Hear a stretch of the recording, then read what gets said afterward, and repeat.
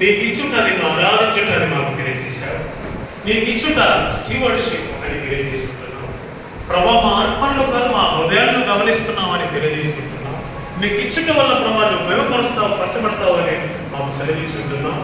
నీకు ఇచ్చుట వల్ల నీ పరిచర్య కొనసాగుతుందని మాకు తెలియజేసుకుంటున్నావు. నీకు ఇచ్చుట వల్ల మా యోగ్యత పెరుగుతుందని మాకు తెలియజేసుకుంటున్నావు.